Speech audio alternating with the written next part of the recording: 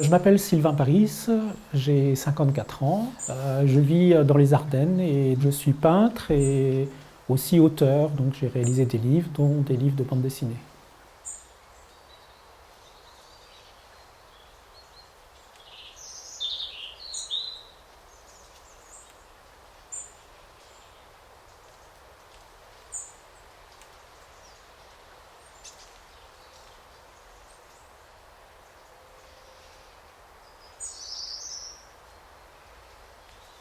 Depuis que j'étais enfant, j'ai été, je pense, fasciné par l'image. Dans les livres que je pouvais voir, j'aimais beaucoup voir des reproductions d'œuvres d'art, de peinture.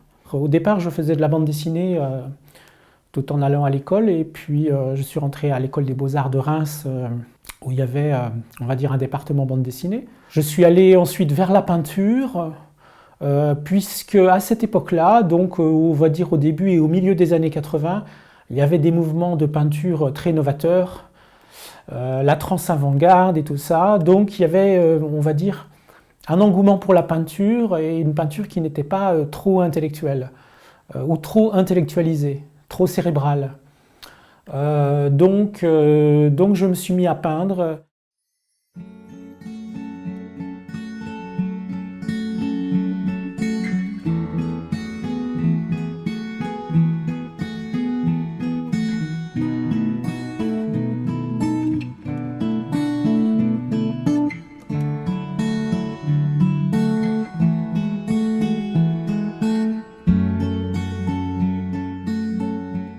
J'avais l'impression qu'en Occident, on était trop dans la matière, trop dans la technique.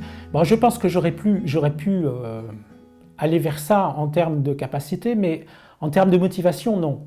C'est-à-dire que voilà, ça ne m'a pas intéressé de développer cet aspect-là, parce que j'avais l'impression qu'à la limite, on y était déjà trop dedans.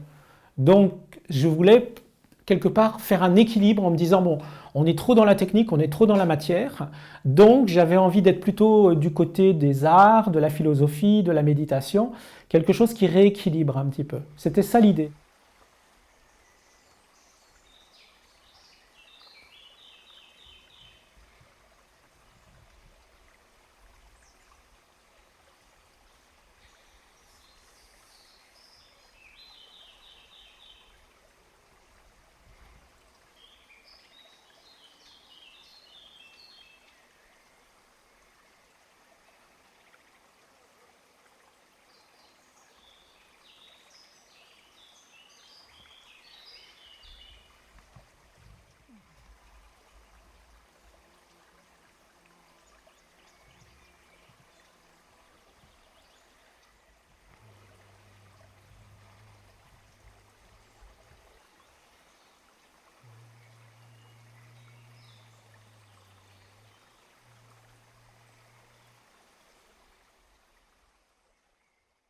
Je m'appelle Arthur Le Serre.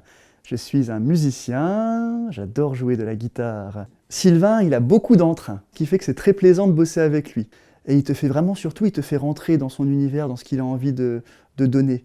Il te met sur son plan vibratoire et il te donne envie de t'intéresser. Et du coup, c'est d'autant plus sympathique et chouette de bosser avec lui. T'arrives à bien voir? Bon, la première peut être bien. Attends, celle-là peut-être peut être bien. Essaye de montrer celle-là déjà. Elle pourrait... Mais elle tient pas la pomme à la main, c'est un peu... Enfin, Oui, bon ensuite, là c'est quoi ça?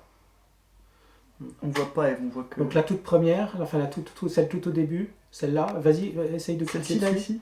Ouais. Voilà. Voilà, et Je maintenant... regarde si je peux pas l'agrandir un petit peu, du coup, un tout petit peu. Ben non, c'est celle de droite qu'il faut agrandir, il faut qu'elle soit à la même hauteur. Ah, Tu j'ai comprends? compris. Mais non, agrandis celle de droite si c'est possible. Bah là, elles sont à la même hauteur. Donc c'est bon. Et tu peux enlever la barre blanche qui est au milieu?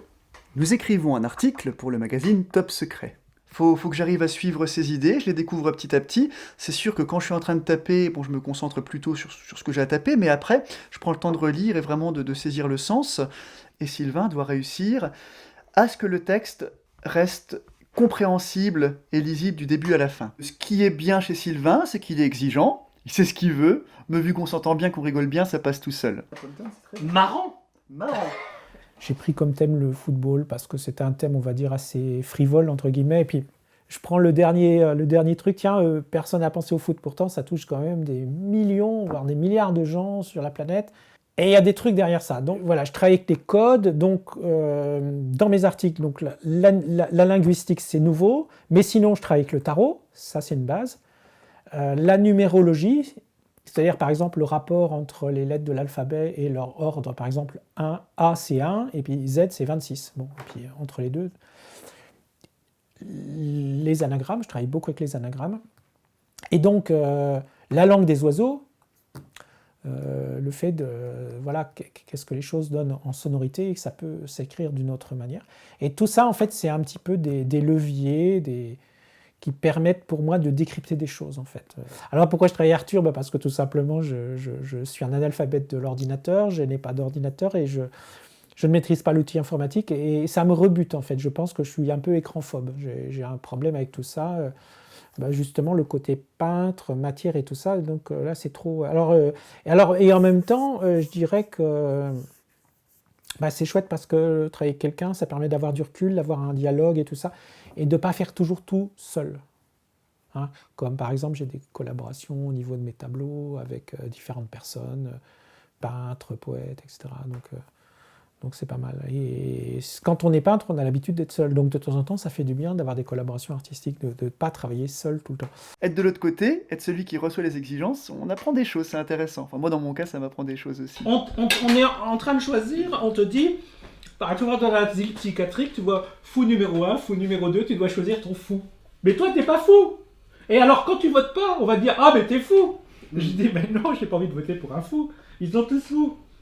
Quelqu'un qui n'est pas fou, c'est quelqu'un qui a pas envie de pouvoir, qui veut vivre normalement.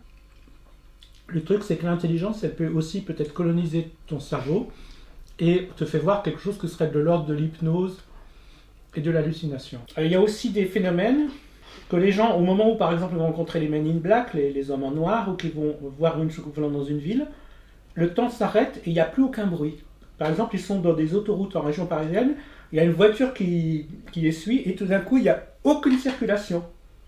Et donc cette voiture-là, c'est des hommes en noir qui arrivent et tout ça, Et après, le gars, il a peur, il bifurque, il va dans un truc, et tout d'un coup, que le son revient, c'est fini. Ils sont évaporés. Moi, j'en ai marre du côté des émissions où il n'y a que les plantes qui parlent. Les humains, ils n'ont plus le droit à la parole. Mais franchement, les chaînes, t'as vu comment ils sont bavards?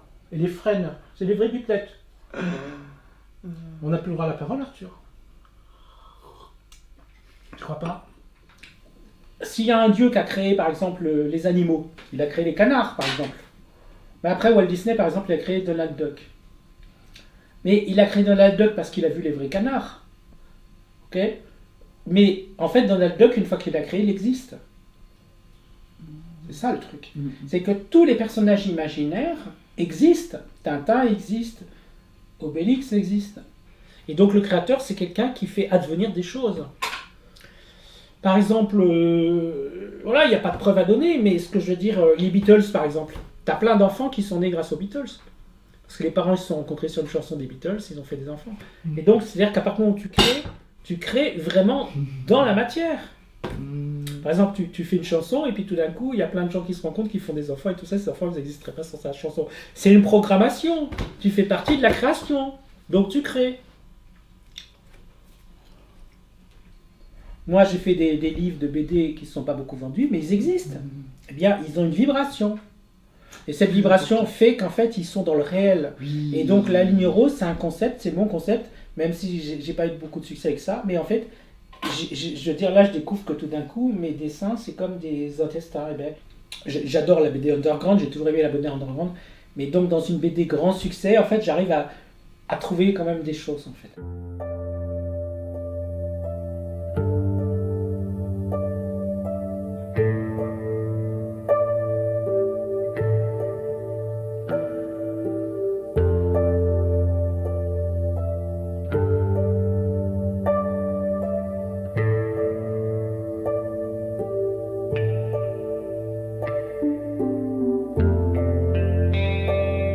Je pense que je suis quelqu'un qui vit le moment présent.